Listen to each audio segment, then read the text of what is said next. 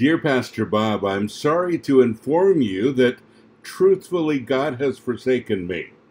I've seen absolutely no response from him on sex, intimacy, and relationships of any sort. No wife, no girlfriend, nothing. It's been years. I've tried to be compassionate, patient, and loving.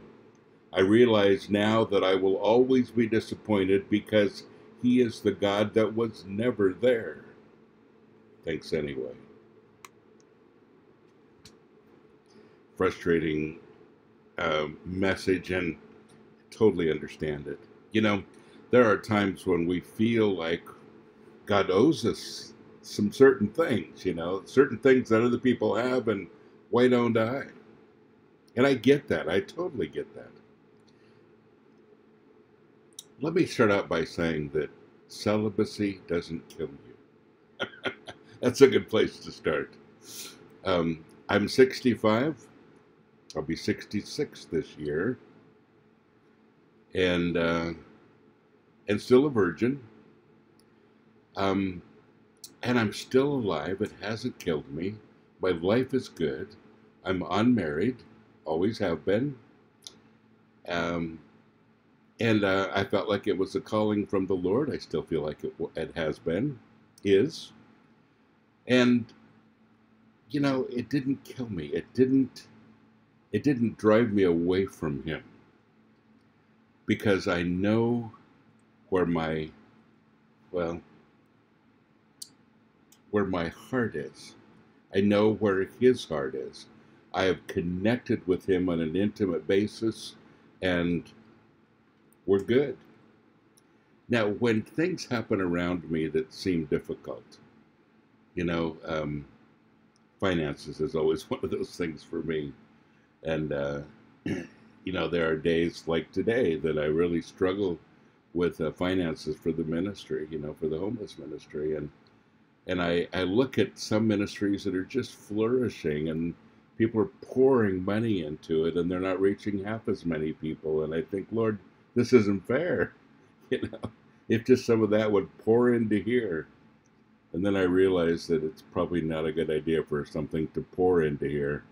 That I like the fact that a lot of people get involved with, whatever they can give, and it goes on. I don't know why I got on that point, but I guess I'm saying I understand when you feel disappointed about something around you that other people seem to have and you don't.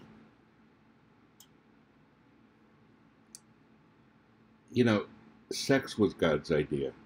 And so it is a difficult thing to deal with, especially since it's a fairly strong drive in everybody. So what do you do when you don't get a wife? Well, first of all, I asked the first question, and that is, are you celibate, or did God intend you to get married? And I think for most people, the answer is God intended for you to get married. I don't think there are very many celibate people around.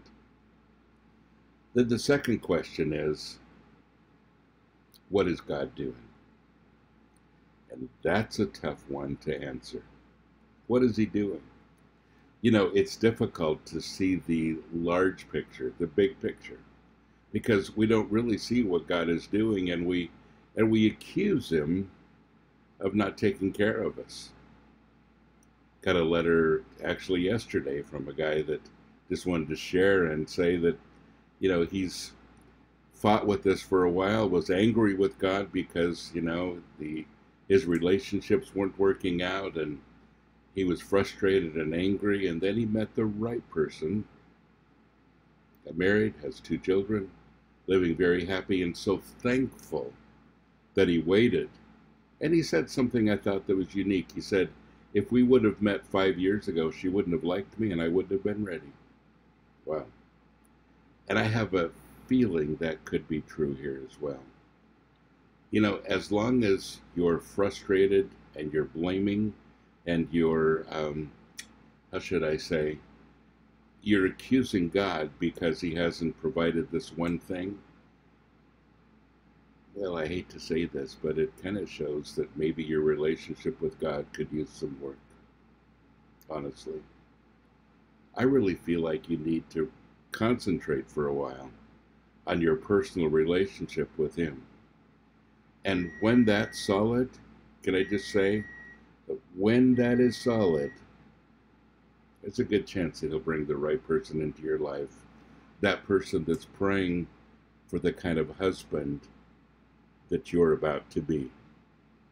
Does that make sense? For all of you out there that are lovelorn, that are waiting for that person, that husband, that wife, you know, God loves you. He knows. He feels it more strongly than you do. And there's a bigger picture.